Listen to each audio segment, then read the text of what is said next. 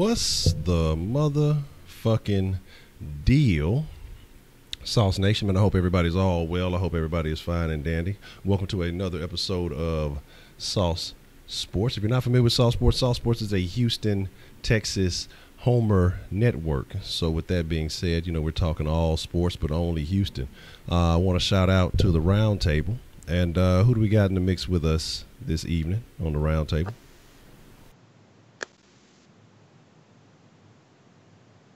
Why is that you? Nah, my Skype acting up. I can't hear nothing from my laptop. But you got your boy Wise. Got your boy Hector. All right, that boy Hector Flores, the Astros insider. Shh, don't tell nobody. And you got your boys Breaking News Berlin back in the action. Yeah. Interviewing. In the pink polo. Yeah, pimping in the pink polo. Hold up, man. Shit, Pinky, I see you.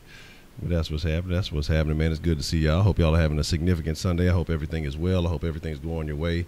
If you go to church, hope your ass went to church and paid your tithes. If you don't go to church, well, you know, we about in the same boat. So I ain't gonna judge you. I ain't gonna try to bad about you. Hey, hold on. So here's the deal, man. Here's the deal. Like I say, man, we got to talk about the most important topic first and foremost. You know, and that is the freshest motherfucking ingredients. And you are the freshest motherfucking ingredients if you are part of Sauce Nation. Man, if you're not a part of Sauce Nation, man, hit that subscribe button, hit that like button, man. Make sure you share after the stream is over with. You know, let everybody know how fresh of an ingredient you are. But we're going to get into the Sauce Nation roll call.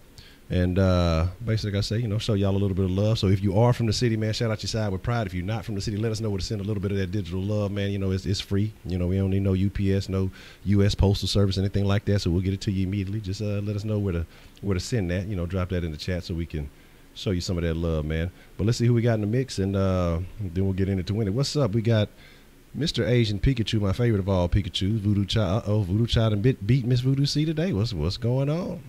And boy, 335 in the mix. Miss Voodoo C. Kenneth, what's the motherfucking deal? JC, Rigo, DeMarcus, what's the motherfucking deal? Joshua, Wise in the mix. XOJ, J Bird. Let's see. Make sure look. Dewey Harris, what's the motherfucking deal? J Pack, what's the motherfucking deal? Berkeley Boss, good to see you as always. Make sure I ain't missing nobody here. Make sure everybody getting a proper love. This James Harden in the mix. Okay, the MVP. Dope Chef, what's the motherfucking deal? Art of Dialogue, what's the motherfucking deal? Cavity Creep, good to see you. I see Northside in the house. I see Humble in the house. Big Money Texas, Beaumont in the house. Dirty Bay, Baytown in the house already. No Fly Zone, what's the motherfucking deal? H-Town, he say shout out my side. I can't tell y'all where I'm at. I'm down south. That's as much as I'm gonna give y'all. You know, say somebody might try to run up and might have to fight somebody. I don't want to do all that. Sharpstown in the motherfucking mix. Clarence Austin, what's the motherfucking deal? All the way from Jacksonville. But it's all good. It's all love, man. Again, I hope y'all are having a good time. I hope y'all are having a great day, man, because that's ultimately what it's all about, man. You know, enjoying life and talking about the teams that we enjoy speaking on. So what we're going to get into today is, you know, kind of day 10. We're just going to kind of ponder on some things again, you know, just another practice. And I don't think a lot of significant things happened today, but there were some things that I noticed and a couple of things I want to speak on. And, I mean, you know what? I was actually lacking. I was running behind. I didn't even get the, I got to get the sauce line activated. Well, we get all that stuff in order, but we'll have that activated later. But you can text the sauce line and, we will make it shake. Let's see what we got going on here. I see a little bit of love. I see a little bit of love coming in on the sauce. What you got here? Hold on one second. Okay, hold on. Okay. I got shout out to the round table. Honcho, Breaking News, Bray, Hector, Rising Phoenix is Chandler. Well, I'm sure Rising Phoenix is supposed to be Wise. I don't know how much y'all look alike, but that's Chandler. Shout out to Chandler, man. Always holding down the sauce. Here's the deal, man. So what I've been noticing is a couple of comments that came out of camp, and kind of what I caught most of the day today was just a bunch of Watt. You know, some things he was talking about, some things he was saying. And I think that's kind of a sign to kind of how he feels and where his health is. And he kind of mentioned about wanting to play in at least one preseason game. I noticed the Texans have been trying to take better care of their players this year, which is significant. I mean, because, you know, in the past it seems like, you know, nobody got any love. Everybody got, just kind of the same treatment. You know, when Bill O'Brien first came in, he was, you know, nobody's bigger than the team. He was taking down all the individual accolades and all that type of stuff. But JJ was just kind of talking. So, you know, he's ready to test the leg out against real competition. But when he's saying he's just hoping he gets to play in one preseason game, it just kind of makes me wonder, you know, what they've discussed with him as far as, you know, where he is along the timeline of being able to play. Now, we've seen him do, you know, pretty much contact stuff against our own guys. And again, our guys aren't trying to kill each other. But maybe they're a little bit more nervous about what other teams would try to do. And maybe they're just trying to be cautious. But what does that kind of say to you about JJ's health and kind of where he is? We'll start with Wise. We'll work our way to Hector. Then we'll work our way to Breaking News Bray Bray. What does that say about JJ Watt and his health, in your opinion, Wise? It tells me he's more conscious. I mean, he's learned from the past. When he came back from that back injury, I feel like the Texans rushed him back. They should have took their time instead of having him come and play week 1. I mean, we seen what happened last season. He came back. He kind of struggled when he came back. He was still out of shape due to the Hurricane Harvey situation, donating all his time. These players were away from their homes and things like that. So, I mean, just with those experiences and injuries he's had, I mean, he wants to take his time. He don't want to rush anything. There's no reason to play in the preseason. I mean, he's a veteran. I mean, he's one of the greatest defensive ends of all time. That's like the same thing with DeAndre Hopkins. That's a guy I would only see playing one preseason game. There's just no reason to play preseason anymore. I mean, these guys are in shape with training camp, especially since we do have practice scrimmages against other teams like that. So you're getting to see the team going against other teams in scrimmages and practice and in preseason. So, I mean, you shouldn't exert him. You should save him for the season because we don't really need J.J. Watt at the beginning of the season. We need J.J. Watt for the last 8 games and we need J.J. Watt for the postseason. All right, very good point. I agree with that. Previously they have kind of rushed him. I think he was kind of part of that decision too, because if he wasn't feeling it, you know, he probably would have said, hey, you know, I'm not quite ready. So, you know, I think he's been so used to being the Superman that he it's 7-1-3 right now, 7-13. So let me make sure I send out some love to everybody. Let's give everybody a reward. I think we're gonna start trying to stay on top of that. But I think he was kind of part of that decision too. And look, this is what we'll do. That'll work. I think he's kind of part of that decision too, because he, you know, again, he would have spoke up and said, hey, you know, I'm not ready. But I think he's kind of, you know, felt like he's been Superman over the years, and, you know, he's Mega Watt or whatever hero he is. And just kind of got back into the game too early. So I agree with you on that they're being smarter. He's more conscious of what he is and, you know, his limitations. Hector, you know, what are your thoughts on what this says about Watt? You know, the fact that he says, you know, he's hoping that he gets to play in one preseason game. Does that kind of show that he's maybe a little bit behind where he is, or that the Texans will just kind of be cautious until the regular season, rather save him for regular season play? Well, I think generally all the starters are going to at least play one game. I think they just want to see how everybody looks health-wise, because I mean, last year almost half the team was injured. So, and JJ obviously had a really big injury, but I think, you know, testing him out for one game isn't going to hurt him, especially if it's the first preseason game. If anything were to happen to JJ, at least there's still enough time to get him at 100% by week 1. So I think generally all the starters are going to probably play week 1 of the preseason, and then, you know, kind of once you see all that you need to see from them, because I mean they're the starters for a reason. Like, probably we won't see DeAndre Hopkins or Deshaun Watson. Honestly, any of the starters, we probably won't even see them after that, just because of, well, I mean, the stars at least. I mean, offensive line and any other position groups that we need to still kind of figure out who we want. You know, they'll be playing the rest of the preseason, but I think the stars of the team, you'll see them, if they do play, maybe like one series and that's it. All right. Well, definitely, yeah, you do have a point there that, you know, even if you are a veteran, you do have to, it's just different going against another team, and so you got to get a little bit of experience. But then we know with these guys, they're professionals. We have some of the best in the league at certain respective positions, so it's not like they're going to need a whole lot of acclimation, but they just want to test themselves against, other guys and see where they're at. So I definitely do expect to see the starters get a little bit of love. And more so, I think it's more so with the preseason, it's more of a chance to evaluate those guys who do not get a lot of time on the field or a lot of significant time on the field, and kind of just to gauge to see where they're at. So I definitely agree with you on that they'll see a small amount of time, but don't expect to see too much from them. Breaking news, Bray Bray. It's been a while, man. It's good to see you as always. What are your thoughts on the Watt situation? Are you worried at all, or you just feel like it's best to take precautions and really say what he can do for the real season, or would you like to see him play up in the preseason a little bit also?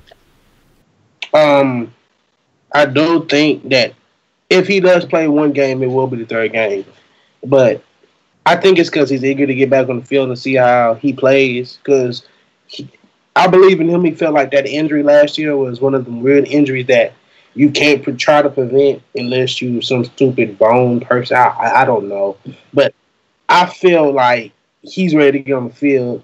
It's a good thing to see him, be like, man, I want to get back to my dominant self to being the best defensive player in the game. But again, you don't want to rush him because what's happened in the past when he was rushed onto the field. But I think it's a good thing if he plays the first game. I mean, not the first game, the third game of the preseason. Okay, the third game, and in that third game, how many reps did you see him getting? You see him hit a couple of series, or just a series or two? I mean, that gives him enough time to get a couple of more weeks of healing up. 3 possessions. No, 3 defensive possessions. Okay, awesome. Now, talking about J.J. Watt, man.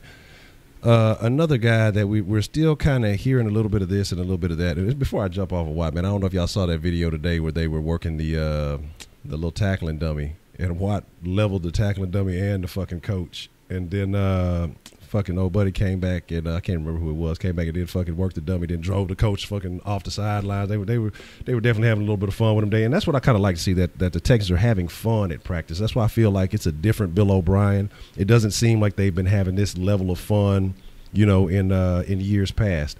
But worried about another guy, another star on that defensive side of the ball, Clowney. We've yet to really see him get full on. They say they're working him back in. They're testing the knee. It just seems a little bit scary to me, honestly. I know that knee is probably how healthy he is contingent on what type of contract he gets. And we're going to talk about a little bit of contracts here in a little bit, too, because I know there's some things people have been asking me about. But with Clowney, man, what are your expectations of seeing him? I think Ray disappeared on us. What are your expectations of seeing him in the preseason? And we'll start with Hector, because I'm not sure if Braylon's still with us or not, and then we'll go to Wise, and if Braylon comes back, we'll get his opinion. Oh, there he is. Oh, the Magic Man. Not his only breaking news, he's breaking tubes. I don't know. But Braylon, man, what are your thoughts on Clowney's chances of being a participant in this preseason? And if he does, what do you expect from him, or do you think it's going to be a season only thing, if at all, early in the season?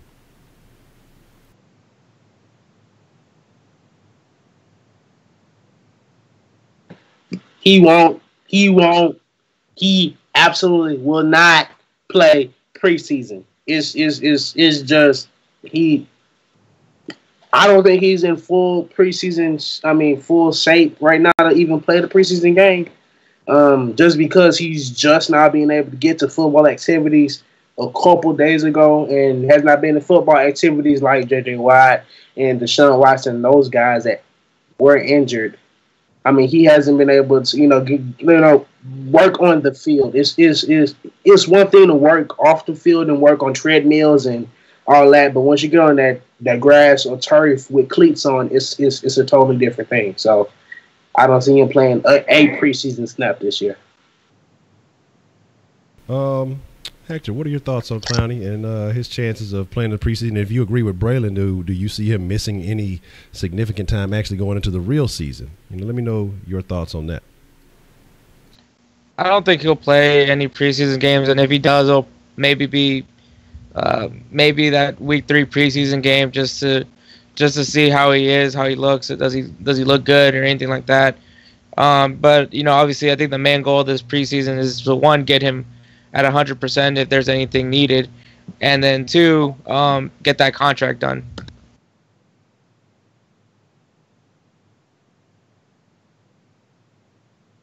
I think so. I've said it before that I think it'll get done in the preseason. I mean, like the thing in the end of it all, I'm gonna hold it on to what Brian Gaines said, because this was his priority. According to him, he was gonna get the deal done for Clowney. So either you were just talking a lot of shit just to get everybody excited, or you're just a terrible GM, because that was your priority. Good point. Good point. Wise, what are your thoughts on the Clowney situation? Does he see any preseason time? Is he going to miss anything early in the season? And kind of your thoughts on the contract also. He won't miss anything at the start of the season because, I mean, they've been saying he's generally healthy. He's been participating in team drills and things like that. He just haven't been playing in 7-on-7 and 11-on-11. So, I mean, this guy Clowney, we don't need to rush him back. Just like J.J. Watt, we don't need to rush back our stars. We had a bad season last year. A lot of guys went down week after week after week. And Clowney is a pivotal piece. I mean, we haven't seen J.J. Watt and Clowney together for a full season. So, I mean, this is the year that we got to start with that. And we got Luke Richardson. This guy's smart. He knows how to rest guys' bodies, and he knows how to make them recover from injuries at a high potential. So, I mean, with Clowney, I mean, we won't see him into the regular season week 1. And I think that contract has to be done before the season starts, because if not, and this man goes into the season with 15-plus sacks, you're ready to unload the bank truck, because we're going to have to pay him big time.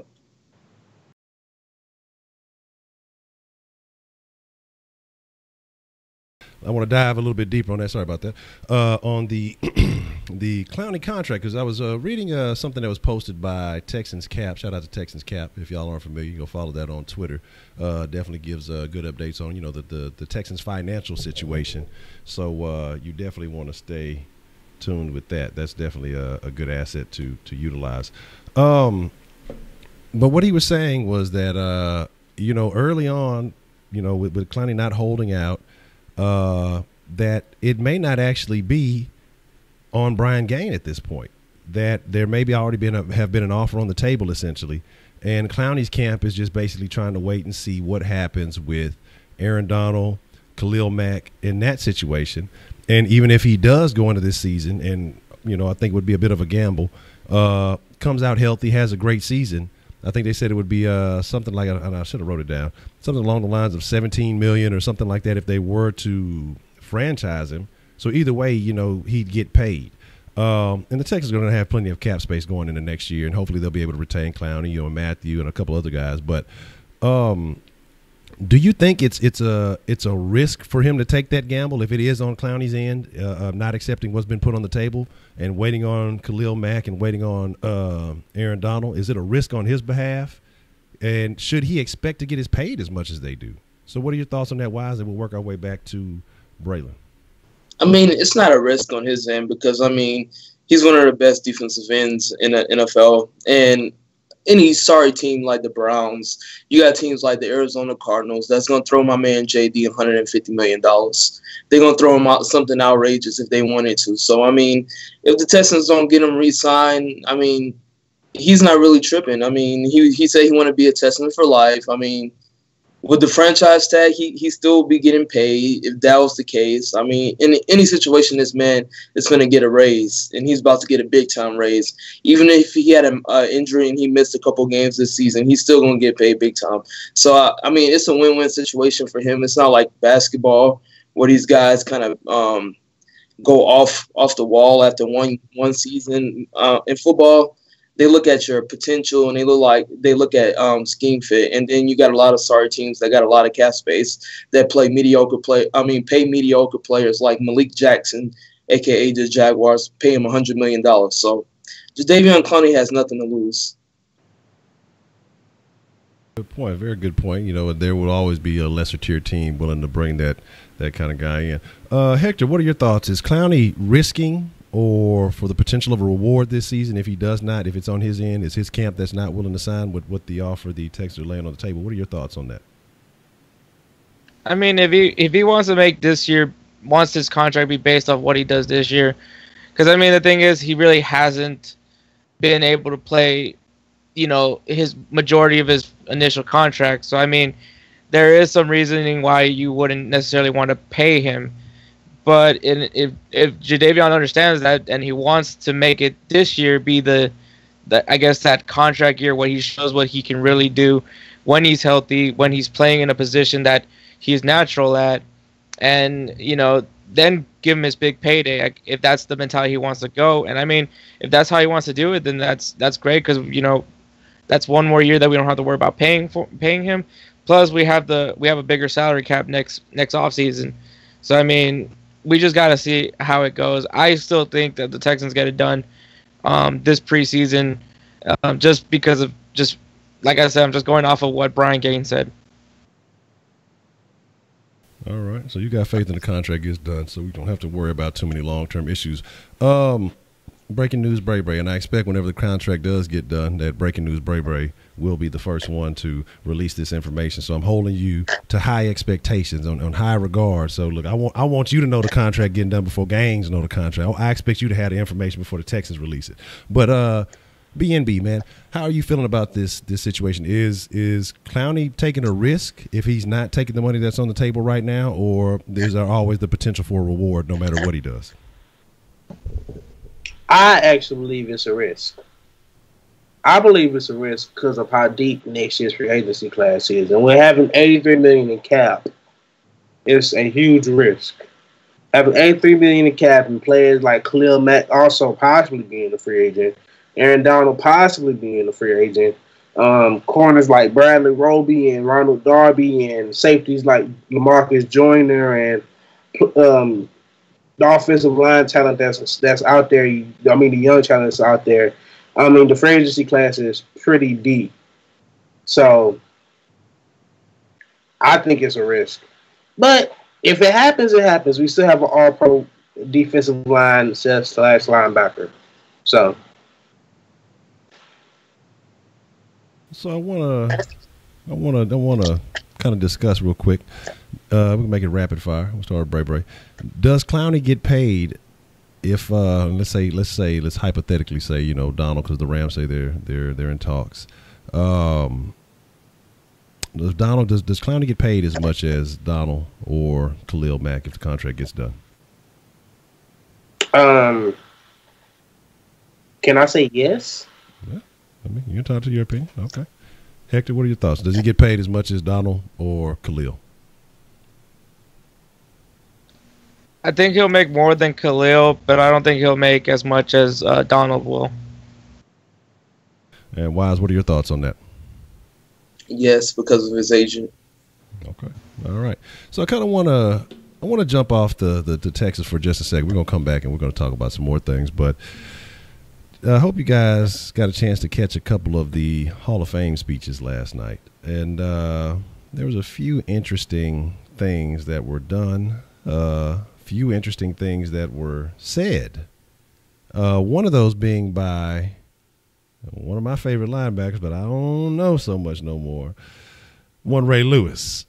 Sometimes I tell y'all often, man, sometimes you just got to appreciate people for what they do on the field, their talents, or if they're an entertainer. Don't worry about what they do behind the scenes, because if you really found out, you would be severely disappointed.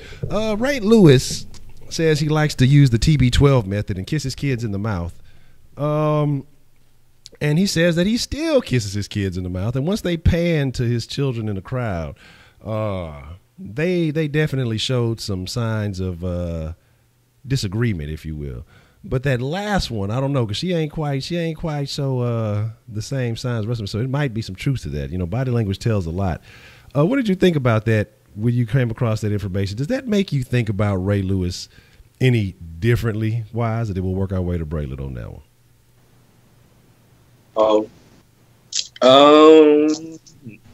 I mean, no, this guy, I always looked at him as kind of suspect, because this guy always got to give a long speech. He like that one uncle. This guy just goes over and beyond.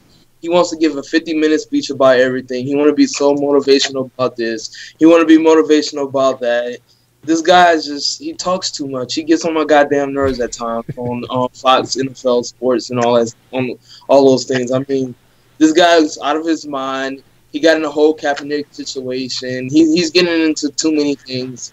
and he just needed to be retired and chill on the side and enjoy his money and enjoy his family. I just don't understand this guy. So, I mean, he does what he does, and kissing another man in his mouth because I know his son plays running back in Miami. That's all type of gay. That's just, I don't know. No comment. All right. Kenneth, if you don't shut your simp ass up, that's all I'm gonna do to address that. And yes, I called it Ray Lewis suspect for multiple reasons. There was a bit of a play on words. Hector, man, did Ray Lewis's TED Talk last night? Did it change your opinion of Ray Lewis at all? Since he didn't need the podium, he was out there doing whatever he was doing. Does that change your opinion of Ray Lewis at all? I might have short-term memory with what he said. I mean, it's his life, man. If he want, I mean, if his kids are okay with it, which didn't seem like they were, then I mean, the dude was allegedly a murderer, so I don't know. I would want to piss him off, but no, I mean, yeah, I mean, it's his life, man. If he wants to kiss his kids, that's cool. Yeah, I mean, it was like one of those things where you didn't really need to say it. On it, like, it was just like, he just could have just not said it, but he did, and we're talking about that instead of talking about T.O. not showing up to his enshrinement ceremony.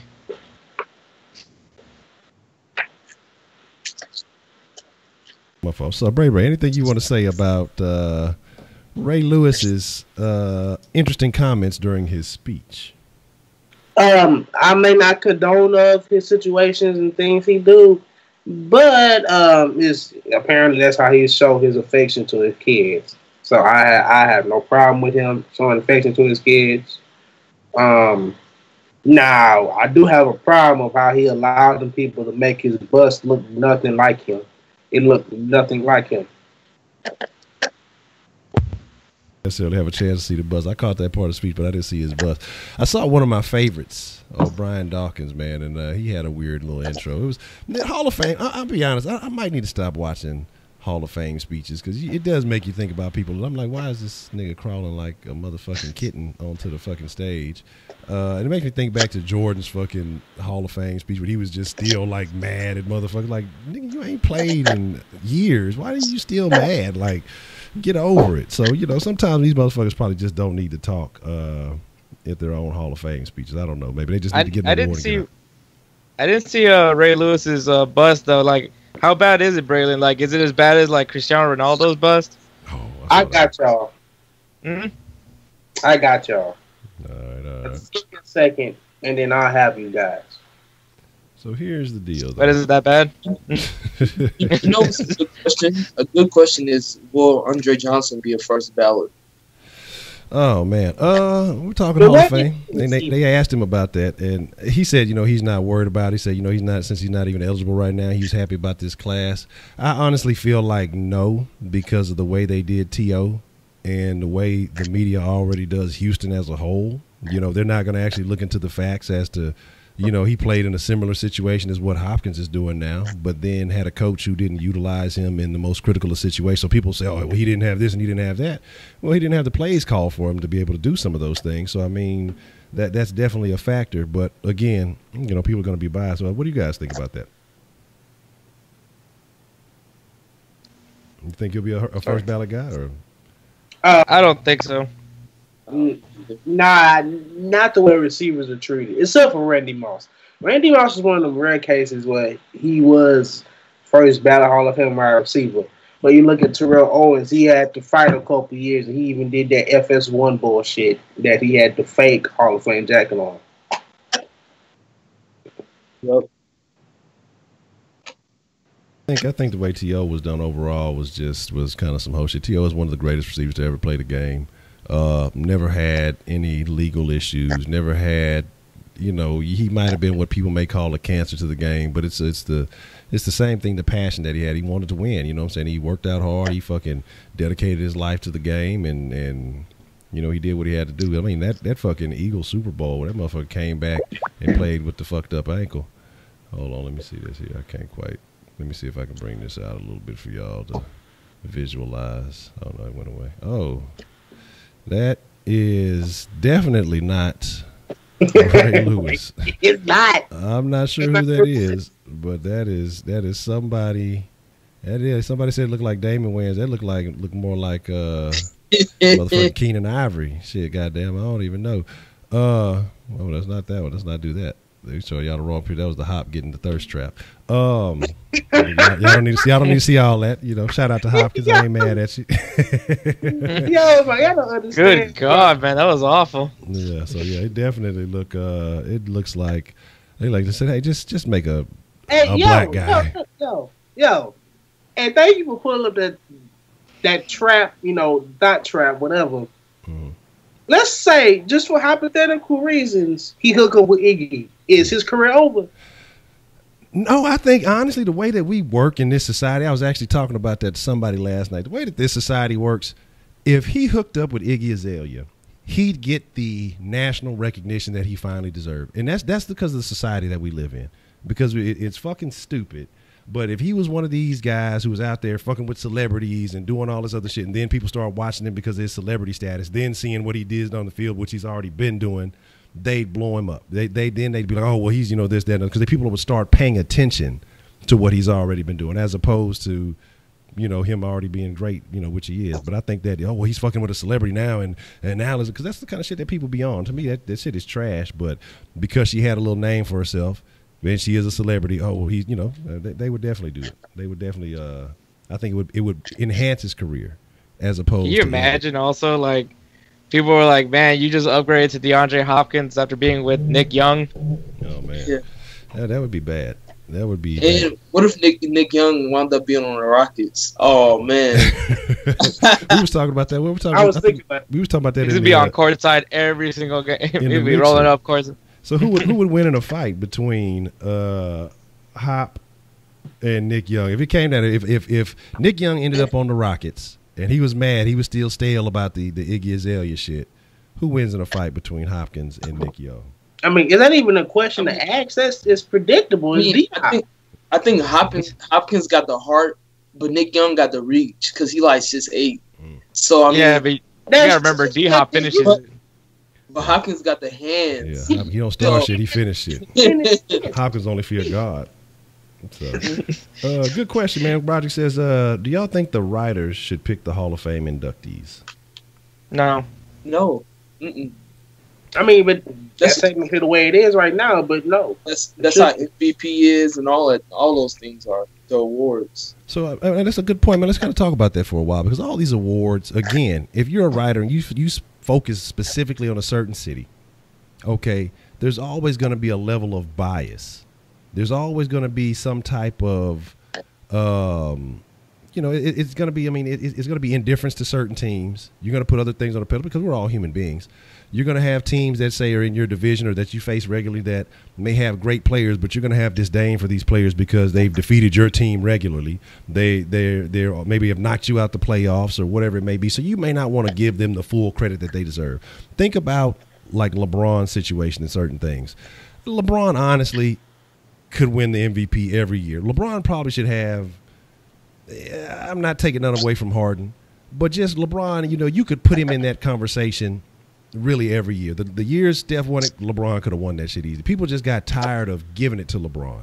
And so my thing is, like, what writers, I think it should be more something based with your peers, not necessarily the fans.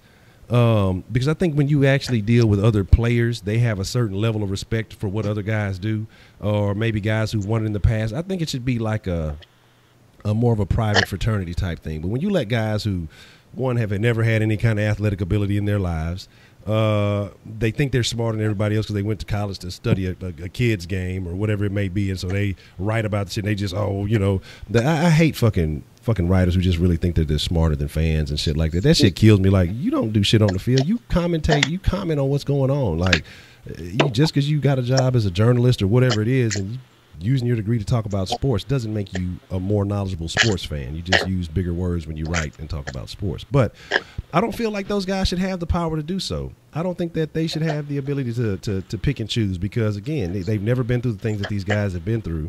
They don't put in that type of work ethic. They don't recognize, again, there's bias in my opinion with a lot of that shit. So I think that it should be a different method. But, but a lot of these institutions that it's been working one way for so long, they're not going to go back and change these things up.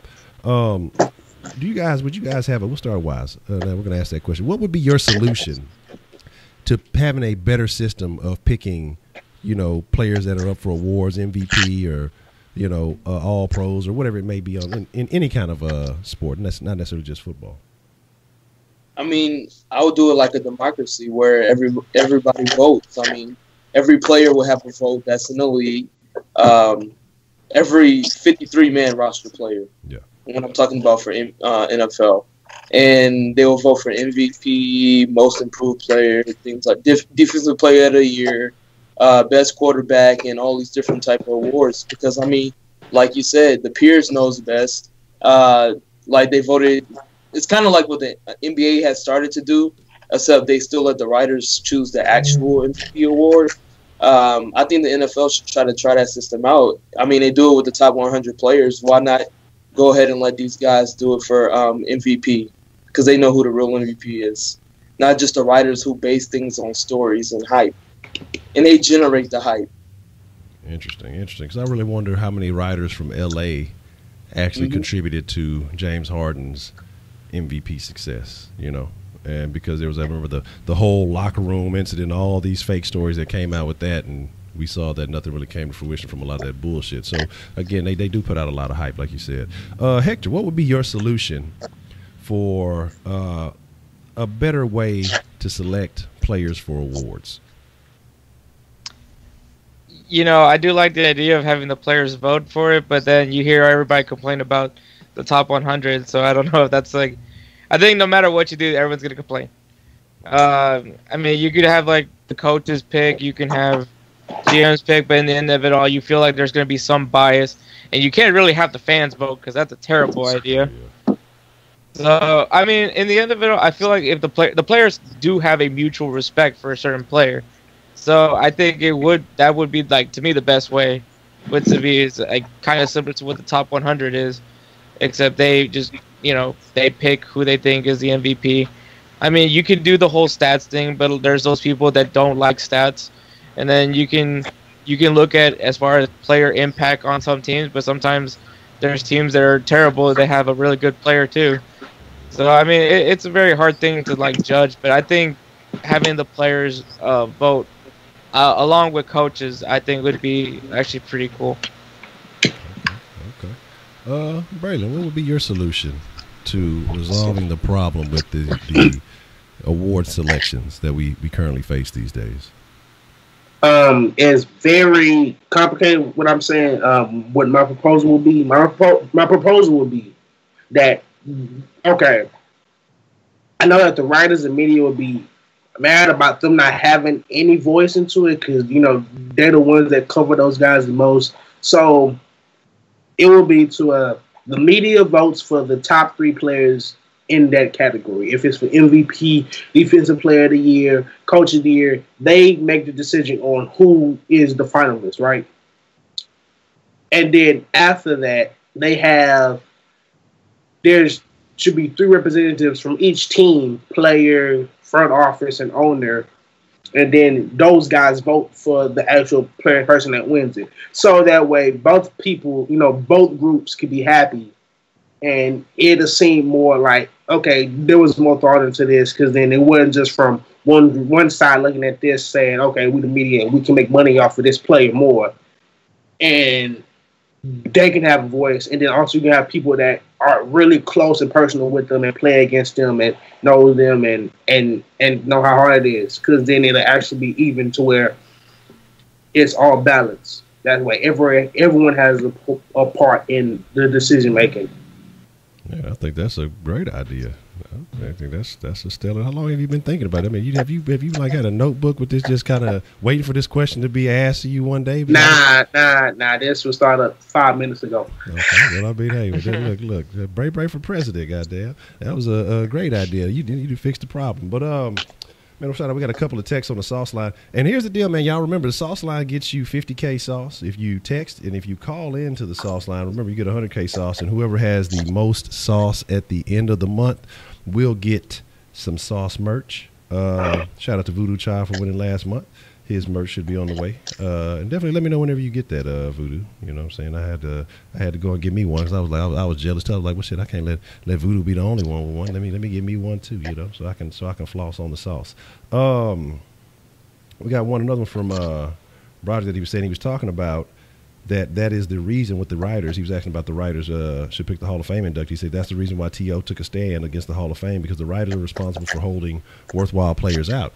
And again, like I say, that bias, like the writers apply this standard that I don't even think the league applies, because if it was you know, they started doing that shit with T.O.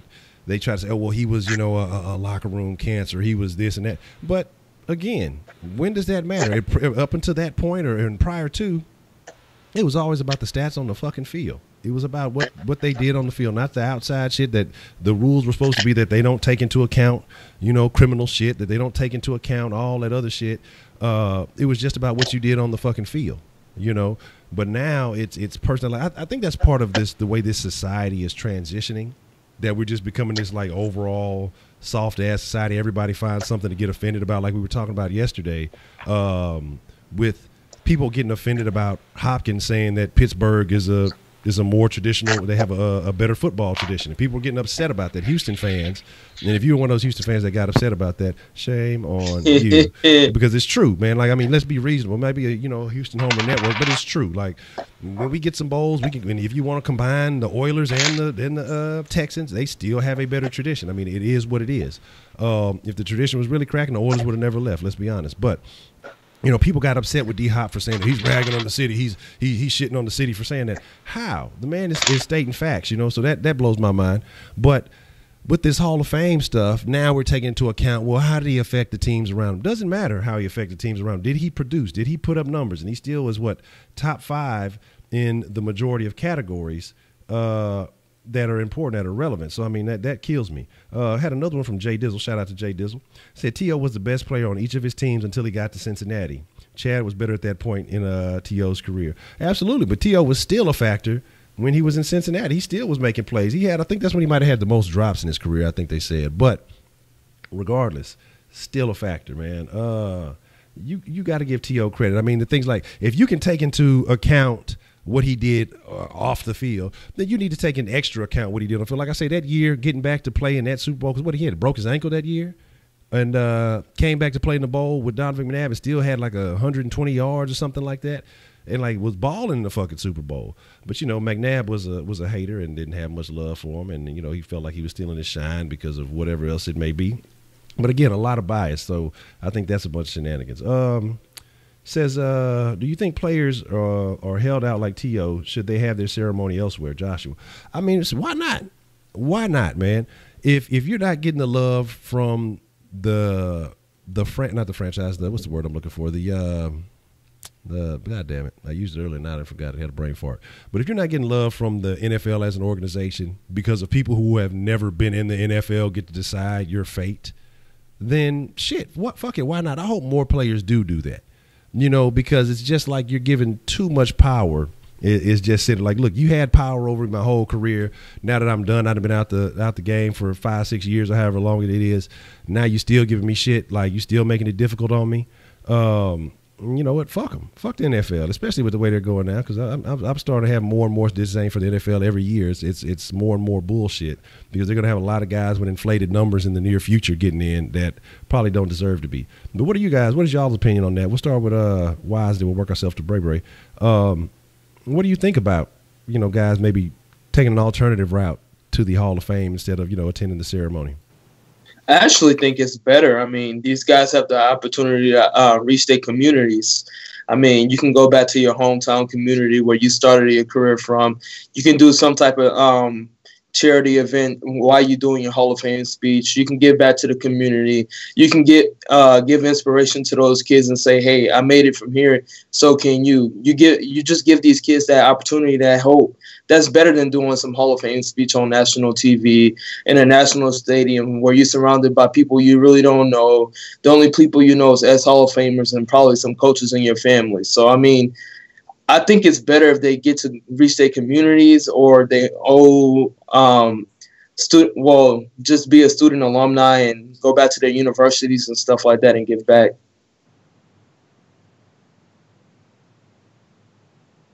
About that, I agree. I was going back trying to catch them in the chat. And for everybody who has called and texted, I'm gonna issue all the extra sauce at the end of the stream just to avoid getting caught up and missing some stuff. So I'll make sure. Look, if you text in and you a relevant text, not just texting like, "Hey, Honcho, what you doing? What you eating today?" You know, don't give me no bullshit like that. Give me a relevant conversation. You know, something that I can contribute to the stream, and you will get, like I say, your 50K sauce for that. And then we'll open up the call in line, and you can. Matter of fact, we'll open the call in line now. And you will be able to get you some sauce. We'll read this last text, and then we'll get into that. But I'll let Hector have a chance to speak on that, and Bray, and then we'll open up the sauce. So that's how we'll work it. So what are your thoughts on, Hector, maybe an alternative route to celebrating your Hall of Fame acceptance? First off, who the hell wants to go to Canton, Ohio?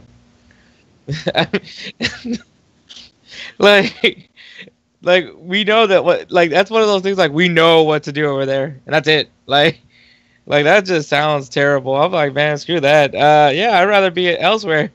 I mean, you know, Randy Moss, like, you know, I don't know if you heard Randy Moss's speech, but like at the end he got really emotional and was talking about how he's gonna take the jacket and go back to where he's from in West Virginia. Which I don't know if you saw the ESPN. I don't know if it was a 30 for 30, but they had like an ESPN special about where he comes from. It's a good story, but anyways, but yeah, like I'd rather be elsewhere. I mean, like it's like, you know, those people that, like, you know, show up to like an award ceremony that don't really care about the award, so they don't go anyways, and so they're like, someone else has to accept the award for them on their behalf. I'd probably do the same thing. When was but especially like the way they did to T.O., because I mean, T.O. was just toad. I think he should have been a first ballot Hall of Famer. He's definitely one of the greats in his position. You definitely put him up there with Randy Moss. And I mean, why wasn't he a first ballot Hall of Famer? Because he's emotional, and because in an interview he said he would much rather have Brett Favre than Donovan McNabb. Who wouldn't? But I mean, you know, there's worse players that have gone into the Hall of Fame, and I don't think T.O. is one of them. So yeah, I agree. I'm with him. And I mean, he went back to like the university he went to, you know, the University of Tennessee in Chattanooga. So I mean, great for him. I think, you know, he's definitely gonna set the tone. Okay. So which one is worse, Tennessee, Chattanooga, or Canton, Ohio? Okay, shit, damn. I don't even know why you asked that question. Damn, what is a Canton? Tell me, what is a Canton, Ohio? The Hall of Fame. Yeah, that's it. That's all you have there is a Hall of Fame there. I'd rather be able to go to my team, college team where I dominated there. I I brought a community together. The community was surrounded by me, and go see some old friends I didn't see. Go see old coaches. Go look at the stadium I played in, and look how everything has changed since then. The new facilities that they have there. Maybe, you know, wear a uniform out to my Hall of Fame thing. You know, because, you know, going to Canton, Ohio, yeah, it's a fun thing. And going to the Hall of Fame game and, you know, talking to everybody and, you know, delivering a speech and doing all the stuff that, you know, like Ray Allen. Oh damn, fuck! I doing the basketball shit. Ray Lewis had did his dance and not, you know, and talk to the players. Yes, it's a fun thing, but it's also a great thing to go and show your community that, hey, I came out of this. Y'all can come out too.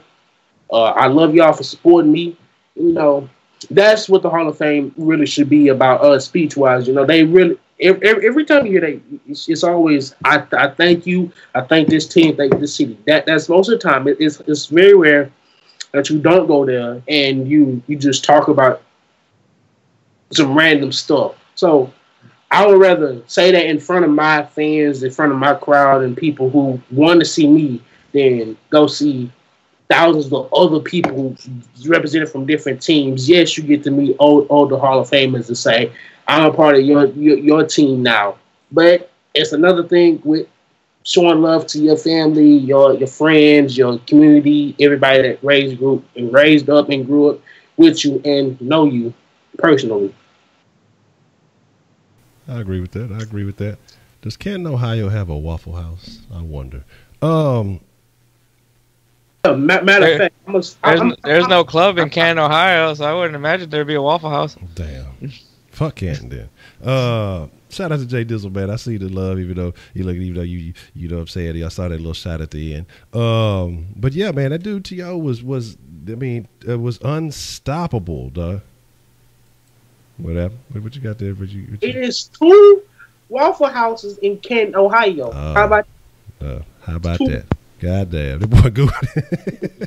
So fuck it. But are there any clubs? They probably got a country club or some shit up out there. That whole goddamn. Oh yeah, well I see y'all in there arguing about PSN and Xbox. Why y'all arguing about that, man? Make sure y'all hit the Sauce line or saucesports@gmail and make sure y'all shoot your gamer tags or whatever your PSN names is to the Sauce so we can get y'all set up to be a part of the Madden League. I think Madden officially comes out on the 10th. And so we are expecting to get those leagues activated that day. So make sure, if you're on Xbox and your gamer tag, if you're on PlayStation, whatever, if y'all's network is even up, you know how y'all be crashing all the time. We ain't gonna talk too much shit about it. But if it's working, y'all can shoot your PlayStation names. We'll make sure that we get that set up so y'all can be in these Sauce leagues to be a part of that. If you want to be a part of the Sauce Sports Fantasy Football League, and it's looking like we're probably gonna have a second league, so we're gonna do the first one on ESPN, the second one will probably be on Yahoo. Make sure, look, Dave, make sure you send it to the Sauce line, because I forgot to write it down in the chat and put it with the rest of the stuff. But like I say, send that email that to the saucesports@gmail or to the Sauce line if you want to be a part of that. Send your email and we'll make sure that we get you activated for that, because like I say, we definitely want to interact with y'all. I know some folks in the round table said they're gonna beat everybody ass. Anybody from Sauce Nation that get on the game, they said they're gonna beat their ass, stomp a mud hole them, say they're gonna stream it and everything. I'm just saying, I don't even fuck with the Madden like that. I'm just saying what they said. They said they want to beat y'all ass. I mean, hey, but that was actually some facts though that you were talking about there, Jay. There's a couple other text messages came in, and then like I said, we'll open up the Sauce line for a couple of calls. Let me read this message here. And I'll say, yeah, okay. But Brooks was saying they need to leave what happens on the field separate from the players' personal lives. Give Reggie Bush and OJ the Heisman back. I agree with that, man. I definitely agree with that. If the motherfuckers earned it on the field to play is where it should be. Anything outside those lines is out of bounds. So whatever the fuck happened out of bounds should not count against their careers. Hating on Reggie Bush for whatever he did. Hey, look. Vince Young whooped that ass, but I ain't tripping. Reggie earned that motherfucker. ¿Qué pasa? Reggie Bush had to take one of the biggest L's. I mean, he had the most potential coming out of college. He smashed Kim Kardashian, made her famous. Ray J did it first, but he did it after, and he made her really famous by dating her, and he lost her, and then now she blown up, and now he just on ESPN reporting and shit. That's like tragic. You just go from number one to the bottom. It's kind of like Vince Young. Mans did not take an L. He got $12 million for slipping on the field. When you get $12 million slipping on the field, you winning. You getting the W. He still could have made more money than that. Still, for just slipping on the field, bust my ass. On national television, I got money. I got paid. I got my money. I can retire happy. I can retire. I got my settlement check. I'm good. I got the money. Done. How about that? And but if NCAA gets so mad about all these things that the college athletes are getting, when we're talking about, because what USC did, where they got Reggie Bush's family a house so they can see their boy play football. How about you actually pay your freaking athletes? And guys don't have to do this stupid shit. Have players in Miami making appearances at clubs and getting paid to go there. And all this stupid stuff, boosters, all that crap. You know, that all could be easily out of the way if you actually paid college athletes. Yep. I don't know. Talking about paying college athletes, Andre Johnson said he never got paid for shit. They was just talking about Terrell Pryor yesterday, and that's crazy. He took all that money for selling his jerseys and stuff, and that ended his career at Ohio State.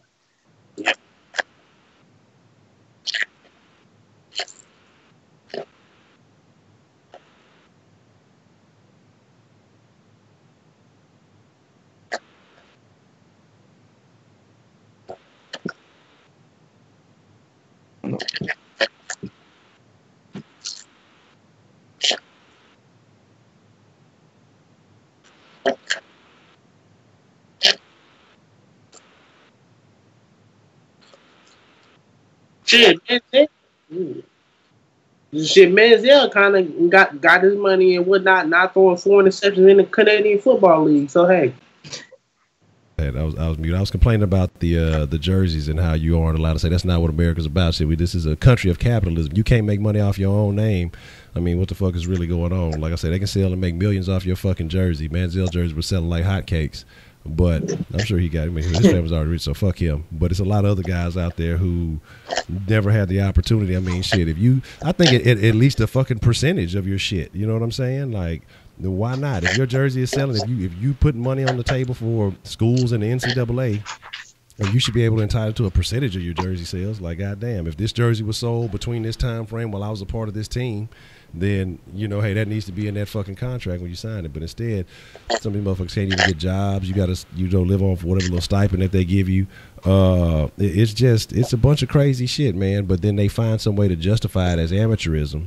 But then you got ESPN using your name, can run it through the mud. Oh, this guy's not that good. Like, ESPN can take and raise or lower your stock by just commenting and complaining and telling all these stories about you, but you can't go out and do particular interviews on your own. You know, you can fucking. Hold on, what you got? Gotta say what was your favorite college national football championship game? Texas USC. And we all know how that turned out. Just because of the whole storyline behind it, because USC was just supposed to be building this legendary dynasty and just everything the way it happened. Now, was Vince Young's knee down? I didn't see it. I didn't see it. You know, hey, but again, you ask somebody from Cali, they may have something different to say. But my thing is, hey, let me answer that question real quick. I think his knee was down. No, damn. Let me answer that question real quick. His knee was down. Fuck that shit. I've never liked Texas. Them country hillbilly motherfuckers with them big ass longhorns. I never liked their asses. First off, Brown. Because they're overrated. There's an overrated, whatever you want to call it. And second of all, they took University of Houston's head coach. So then University of Houston just went down a bit. Went from one of the better colleges, football teams in the country. So now we're struggling as a group of 5 team now. Third of all, they asked to decline a matchup between University of Houston in football and basketball. Yeah. I'm just saying, I've never liked U of H. Never liked U of T. Never liked U of T. I would never, it will, never have been, never will. Forget them rich motherfuckers, okay? Sorry, just had to mention that real quick. Rich Young, he was down. I mean, if you want to be real honest, the only thing that's good about Austin is going to 6th Street. Well, goddamn. That's your selling point. And Southwest by South by Southwest. ACL, you forgot about ACL. ACL just became recently a thing, right? How long has that thing been going? Maybe like 10 years at least. It might be longer. South by Southwest. Anyways, his knee was down. Okay. Yeah, his knee was down. Okay. And also, the best college football game happened a couple of years ago. I'm not gonna lie, it was Clemson versus Alabama. That's what we do benefit off of now. And then, what that did, that was actually going up against a superpower that everybody just felt like couldn't be defeated. Jay Dill says it depends on who's nobody like Notre Dame, Alabama. It depends on who's capitalizing. They can't let niggas get any money unchecked. Shit, they making money hand over fist in the goddamn NCAA. And I think some of these niggas need to get money because a lot of these motherfuckers, honestly, they're going to peak in college. So if they can get some little local deals, if they can get some little money, hey, to get their future started. Some of these motherfuckers they get them into these colleges knowing that they about as dumb as a fucking box of bricks. I don't think that's how it works, but you know. And they not gonna go on to the league to be pros. They're probably not gonna have a degree by the time they get out of there. I forgot what the percentage of graduation rates is. I feel like get your fucking money. And if that money derails you in college and prevents you from getting to the NFL, well, then that's decisions you made. But if you can go into the league, have money, I think that puts you in a better position negotiating your future contracts in the league. Shit, why not? You know, legitimately take care of your family. You know, start from college. If millions of people across the world are watching you and having a say so in what you're doing and your performance and things like that, I feel like the players should get paid. I mean, I feel like the motherfuckers should get paid. I mean, you know, it is what it is. However you are entitled. Like, because what kills me is the kid who, I want to say last year or something like that, had his scholarship taken from him, basically got booted because he had a YouTube channel, which is retarded. Destroying, yeah. That's fucking crazy, man. It was actually two kids that made YouTube channels that was a D1 athlete, and they got their scholarship taken away. That's crazy. Yeah. Man. That's crazy. Like, but again, and don't forget that kid from Baylor that had to like leave the school. You know, him too. Yeah, him too. That's wild. Like I said, all that shit is craziness. Like, trust me, it's just YouTube. These motherfuckers ain't killing it. They ain't like they some Logan Pauls or some shit on that motherfucker. They just, you know, they doing something they enjoy. You know what I mean? But fuck it. The sad part about it is it's a job. You start at 5 a.m. in the morning and you don't get done till like 7, 8 o'clock at night. Yeah. And it's a full football schedule. And you go to study sessions, and then you go to meetings, and then you go to practice. That's all you do all day, and go to class. I mean, but that's why I got some respect for Andrew Luck, man. That dude was an engineering major, graduated with an engineering degree at Stanford. And you got to remember, man, some of these guys, they don't even go, like, most of them don't even finish college because most of them are planning on leaving to go to the NFL on their junior year anyways. Exactly.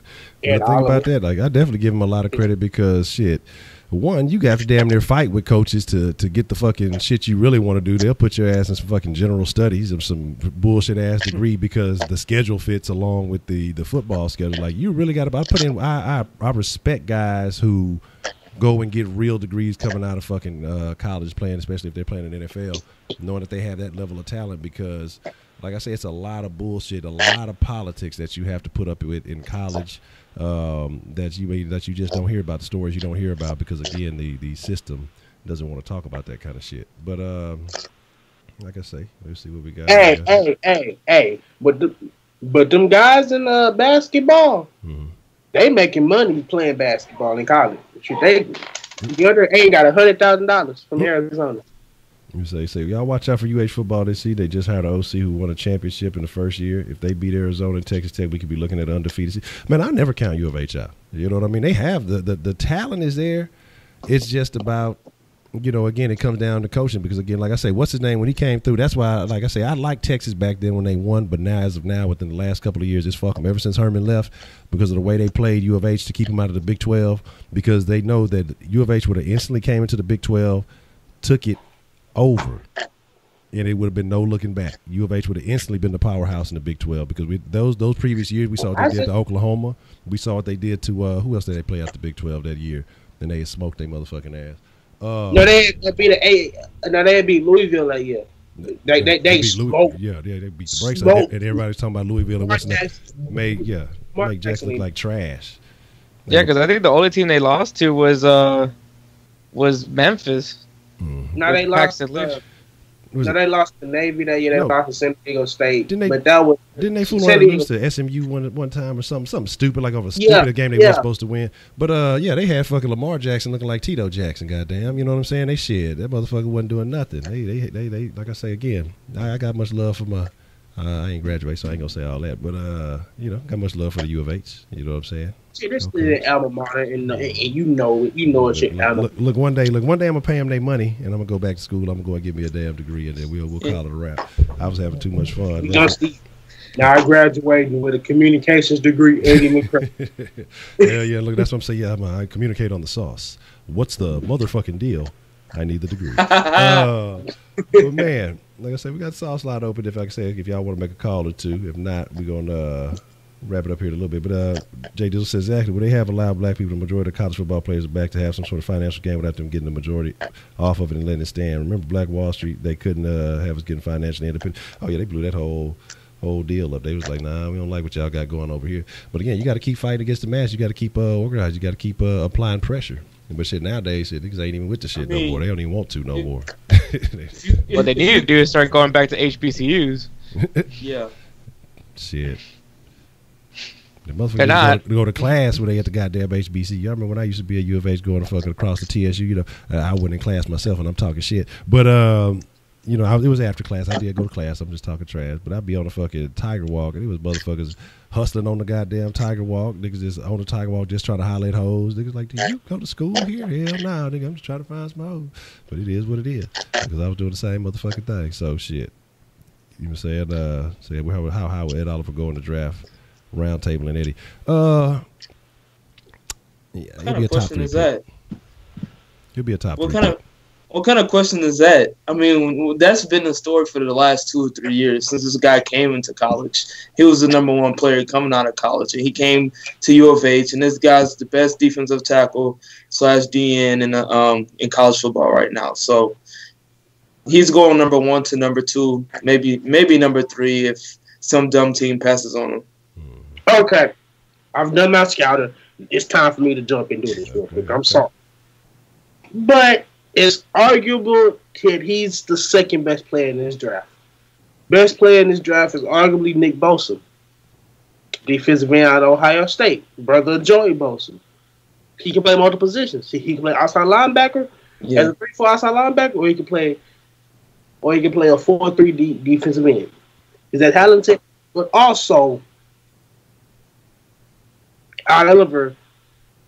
I fucked that up. Can play deep tackle, defensive end. But the reason why you say he might go third because of a cornerback.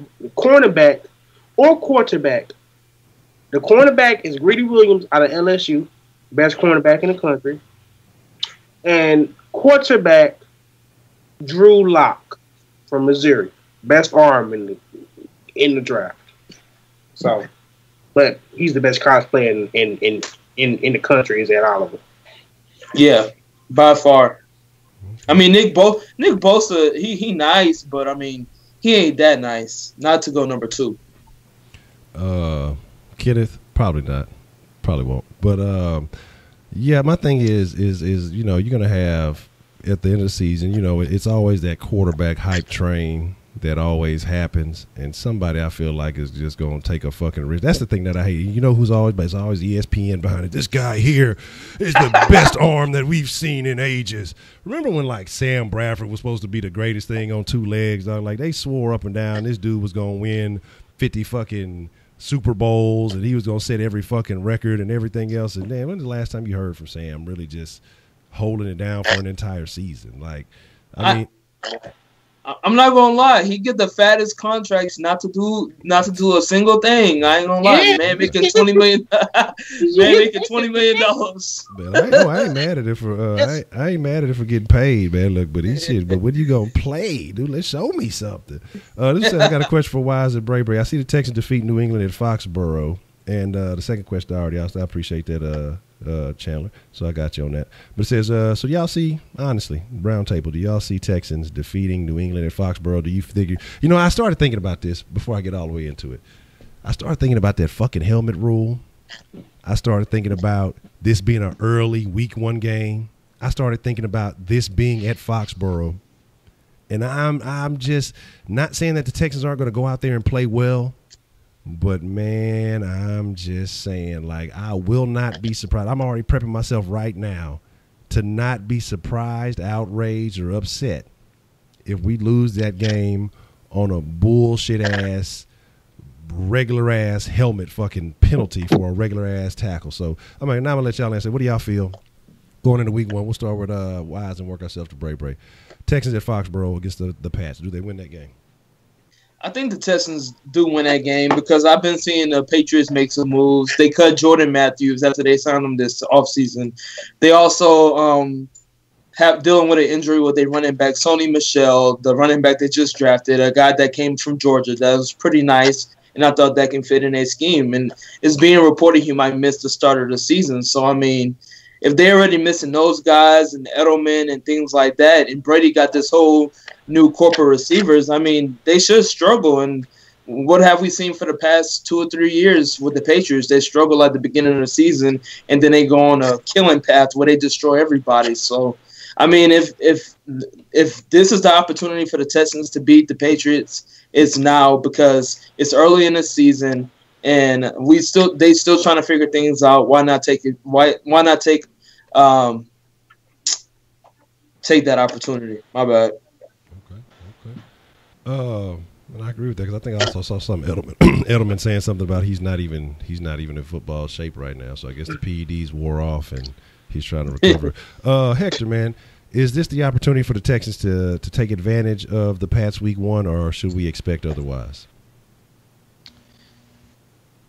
That's weird, though, because this is the game from the first 5 games, and I think that this is the one we lose. And mainly because it is in Foxborough. It always seems to be a weird thing that happens with the referees, and now this rule comes into play. I mean, granted, there's no Edelman, and who knows how Tom Brady's going to look now being, 41 years old? I don't know. I mean, I just don't know. It's just the refs to me. I think refs always somehow make a lot of favorable calls to New England. I want to hope that the Texans win it, but I think the Patriots win this game. Okay. Braylon, your thoughts on week 1, Texans versus Patriots?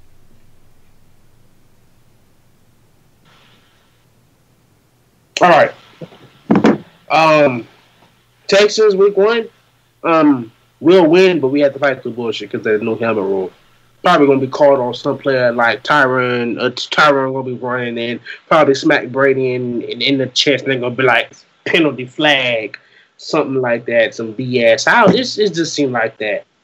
I'm so sorry, my mind is kind of broken right now because after what news just broke. Broken mind, Braylon? Breaking news, Braylon. I mean, it's not Houston or it's not Houston sports related, but to me it seemed like a big trade. Cleveland is trading former first round pick wide receiver Corey Coleman to the Buffalo Bills for a draft pick. Yeah. So they must feel like they loaded out there. That's a big It was his contract year coming up. Yeah. Oh man. Okay. Wait, a first round pick? Not known yet, but it's a pick. Oh, I'm about to say if they gave up a first round pick, they tripping. That's a dumb move, but yeah. Man. Well, I mean, regardless, we're gonna still play them. So we'll see about that. We'll see. We play both teams. Yeah. So yeah. And honestly, I actually wanted Corey Coleman when he was available in the draft, but obviously we got Will Fuller, and I'm more happy about that one. Yeah. Okay. Well, okay, fellas. I think we're gonna wind it down here. I want to say shout out to the round. I want to say shout out to the chat. Actually, I know we got a couple of minutes till this raffle ends, so I'm gonna stall y'all out until the raffle's over with. Still about like 2 more minutes, so we're gonna give you that. But do you guys have anything you want to say before we wrap it up? Hey, we need them gamer tags soon. We want to be in this league. It's going to be a fantasy draft league with different teams. First come, first serve. I guarantee the Texans are taking by wing already.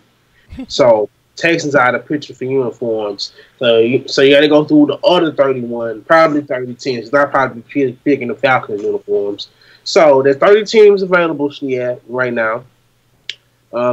We need your decisions. We need them now. We need them at the latest. We'll give you the Monday after it comes out. That is the 13th. You have until the 13th of this month, August, to get your gamer tags in. We'll probably do the draft on a Friday, probably the 17th. Most likely, it'll probably be that day, the 17th. The same week that the gamer tags are due. But just watch out for invites. and was your receiver in the league. So let's try to get this packed because we want this a whole 32 league. We do want this a 32 league. So come on. Already. And if you want to play on Game Boy Color, we got you on that too. The game just pieced up his teammate in the Drew League. Wow. Wow. Hey, I was actually about to send it in the chat. I was about to send it. And then no. I'm sorry. I'm sorry for jumping in this again. The game.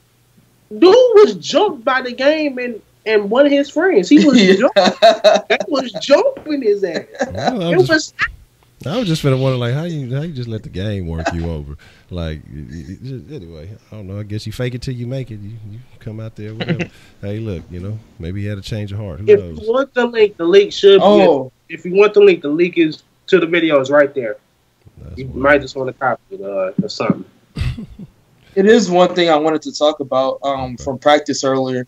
I mean, I seen today they had like a competition on who can field the punts or whatever, and they had to catch so many punts or whatever so they can miss the meetings for tonight. Yeah. And they wound up catching it. It was a defensive tackle. I forgot. It was Kingsley Opera, the nose tackle. Anthony Cole as well, the offensive tackle we just got. Yeah. So, I mean, they got to miss the meetings tonight, and everybody was happy and stuff like that.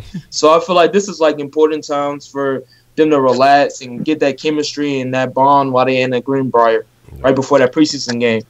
Okay, yeah, that's definitely some good stuff. Man, I was gonna say, does J.J. Watt have better hands than Braxton Miller? Because I saw J.J. Watt out there catching one-handed passes today, and he used to be a tight end. Yeah, that's true. I mean, J.J. Watt got more touchdowns than Braxton Miller, so he do. That's all I'm saying. Man, you gotta think of some of the quarterbacks that he caught them with too, though. Yeah. Brandon Whedon, Brian Hoyer, Fitzmagic. Yeah, Fitzmagic. Goats. Brian Mallett. Just come on. Would you guys be against Fitzpatrick coming back to be a backup? No. I wouldn't. No, he got a star for Buccaneers because famous Jameis out here. That's right. He wants some less Uber drivers. Oh man, Jameis out there balls out, fucking harassing the Uber ladies, stealing crabs and Uber drivers and all that. Come on. And the sad part about it is somebody's still gonna offer that man $100 million. Man.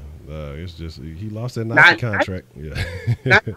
Okay, we got a couple of more questions here. It says, man, shout out to. He says, I can see Jalen Hurts entering the draft next year. I think Jalen Hurts might get drafted by his hometown kid from Channelview. Also asked, why do you think Jalen Hurts has the potential to go in the next year's draft? If so, do you see the Texans picking him up? Man, I just found out the other day that Jalen Hurts' dad was my senior year high school coach. He was actually coaching. He was a damn good coach. He taught me my fucking spin move. I used to kill motherfuckers with that. He broke that shit down once he kind of gave me some game on that. I was using that shit every game. But go ahead. What's your thoughts on that, wise man? I mean, why not? You can bring him in. If you can draft him in like the 5th round or the 6th round, one of those extra picks, and you can just have somebody that can bring in some competition, somebody that can be a scout team on a scout team. Deshaun Watson look for the defense and things like that, and run like a Mariota and run things like that. But I don't see this guy being able to complement our offense at all. It's better quarterbacks coming out in the draft. And to be honest, Bill O'Brien would never get it. The Texans will never have 2 black quarterbacks. That's like the worst thing that can ever happen to Bob. Webb out there, man. What you mean? Webb ain't gonna Joe Webb. But what's Joe Webb? No, okay. Because here's the thing. Joe Webb might not be on a 53-man roster. And the thing, every time I hear them talk about Joe Webb, Brian Gain, like, he's a very versatile player. He can play receiver. I want to see him at receiver more and things like that. I really don't want to see him playing quarterback. So. I'll say about Hurts. I don't think he's that good. Honestly, like, not even for a backup job. Because, I mean, he lost his job in the national championship game. I mean, he lost it to that left-handed dude from Hawaii. So, I mean, And I think they're talking about that Jalen Hurts and him are going to be like splitting possessions.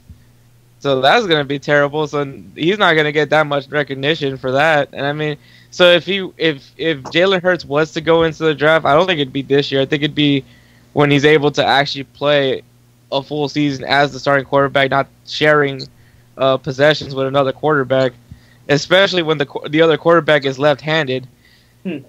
You're talking about changing the whole scheme for different drive. Like, that's how much you guys want to make this change. I'm like, might as well just commit to that kid, because I mean, he won you the national championship. That is wild, that is. Hey, wild. Yo, Jalen Hurts is an average college quarterback. If you draft an average college quarterback, he is a sorry NFL quarterback. I'm gonna get it. I'm gonna just say it like that. And Jalen Hurts might not even play this year. He might just transfer. Because the way they're treating the quarterback situation, they're not talking to Jalen Hurts has not talked to one coach yet. Even with camp for Alabama starting soon. He has not talked to one coach, not Nick Saban, not the offensive coordinator. He hasn't talked to anybody. So it's a chance.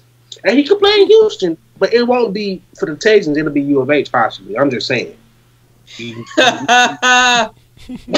I'll say this, though, because Jalen Hurts' older brother played for Texas Southern University, and he was terrible. One, he was a 5'8" quarterback, so that was the big reason.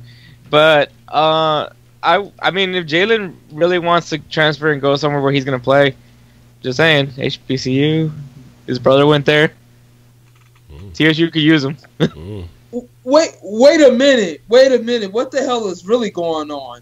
The score to a basketball game was 202 to 189 for Big Baller Brand. What the hell they got going on? They big ballers. They playing NBA Jam and shit. God damn. All right, this is gonna be the last question we're gonna take, man. And this one says, and then we just throw it out there. Well, this will be a lightning round question. And I want to know your full thoughts on this, though. Will Johnny Football make it back to the league? No. Not throwing 4 interceptions in the Canadian. How do you throw 4 interceptions in one half? Who, what, when, where, and how do you throw 4 interceptions in one half of a football game? In Canadian football, too, because that's usually... In Canadian football league, that's even harder. It's a bigger field, so you may be able to throw it deeper and be hard to catch. I don't care. The interceptions he was throwing was just dumb. I mean, just stupid. I mean... Manzo can't even use that height excuse, because, I mean, Doug Flutie beasted in Canada. And that dude was 5'9". If we're talking about somebody that needs practice, it's him. That's the thing I talk about the media. The media can boost a guy's career. He can be the most trash dude in the NFL, and they'll boost him to be like a superstar. And then they'll take a good guy and kill his demeanor and kill his figure and everything. So, I mean, just the media hype on Johnny Manziel is terrible. They need to let it go. Yep. He's not coming back to the NFL and just fuck that shit. He don't need to be on any type of NFL team. Not even practice squad. Deal? Shout out to Visionary. What's the motherfucking deal? Glad to see you. Like I said, if you ain't fucking with Visionary, make highlights. A blooper reel. Make a blooper reel about Johnny Manziel. Oh man. But yeah, definitely always looking forward to the Visionary highlights. I'm laughing. That shit would be hilarious. Put the music from like Curb Your Enthusiasm in there. Well, ain't nobody hating on Manziel, man. He got traded from the team he just played against. You know what I'm saying? And it was terrible. People were making excuses. It was his receivers and it was everything. And it could have been. Who knows? But I don't think so. I mean, your first pass out the gate. Imagine if Johnny Manziel would have played baseball. He got drafted to the Padres. He could have done it. Oh, yeah. That might have been the route to go. You know? Yep. It might have been a better decision. But folks, like I say, we gonna wind it down here. I appreciate all the calls. I appreciate all the texts on the sauce line. And I just realized I didn't even put the number up, did I? The whole time. So y'all definitely dedicated, got it locked in. I appreciate that. We'll take this last one, and then we're gonna really call it a wrap, just because I hate this guy. No, I don't hate him. He gets on my motherfucking nerves, but he all right. What do y'all think about Patrick Mahomes and what he'll be next season? I don't want to answer that. Fuck Patrick Mahomes. We'll see him next Thursday if he gets to play. If he ain't a pussy, I mean, We'll see him during the season. I mean, fuck Patty Mahomes. He a Texas Tech quarterback. I mean, I ain't gonna lie. I was excited to see him play for the Texans because I thought that was gonna be our only option. No. But when we got Deshaun Watson, I was like, hold on, wait a minute, we got a superstar quarterback. But this guy, Patty Mahomes, no joke. This guy has deep accuracy out of the ass, and he can put the ball there. It's just about how Andy Reid can implement him in our offense. And basically, I mean, he has the receivers, he has the running back, so it should be no excuses for him. I like Mahomes, but he should have gone to baseball. Hector recruiting everybody to baseball, goddamn. Play quarterback, come play a little bit of baseball. Let's talk about it. He did play baseball. His dad was also a baseball player. Yeah, that's what I did. That's what I did when I remember talking about him, having that professional pedigree, because his probably his mom, was she like a track athlete or a volleyball player or something like? I think his mom was an athlete too, if I'm not mistaken. Yeah, I think she played track. Okay. Yeah, so that's definitely interesting. But fuck him, we got Watson. What's your thoughts, Bray? Pat Mahomes. Yeah. I'm sorry, Spitz, but overrated.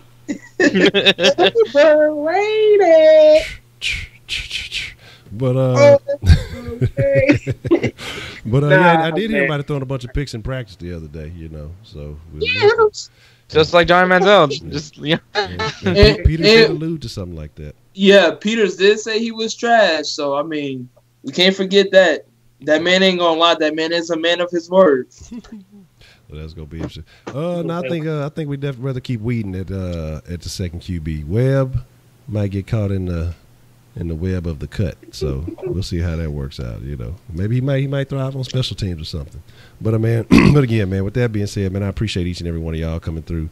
I ain't get to use my little image, so I'm finna do it. Coming through, chopping it up, talking some football with your boys and the round. And again, like I say, man, this is the first, technically the first week of the game. We got preseason coming up, so expect more good videos, man. Make sure y'all here Thursday because, hey, y'all know how we did it during the season with the pregame, the postgame. Yep. Sauce line gonna be on fire for the post-game show, pre-game show. I don't know if we're gonna. I gotta think about that. We're gonna work some things out during this preseason. Look, we in training too. Look, we in training camp too, man.